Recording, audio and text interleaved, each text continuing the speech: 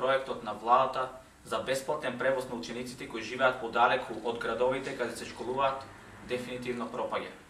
Последните случувања го потврдуваат крајно неодговорниот однос на ВМРО ДПМН кога се во прашање овие обврски како владеачка гарнитура.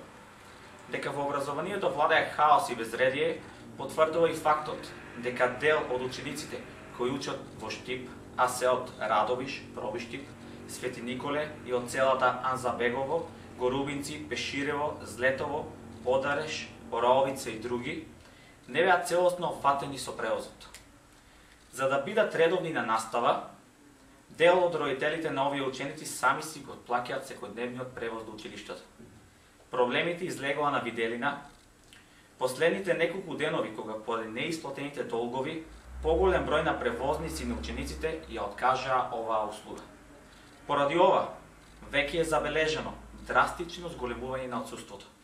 Дека овој проблем е реалност, се покажа утринава, кога многу родители дојдоа во училиштата да протестираат и да бараат одговор.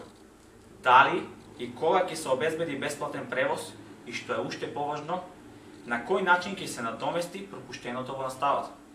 Ако на ова се додадат и неисплатените средства за нафта за грејање на училиштата, ладните соби во државниот студентски дом Браќа Миладиновци, тогаш сликата за хаосот и безредието во образованието што го воведе ВМРО ДПМН станува целосна и комплетна. Благодарам.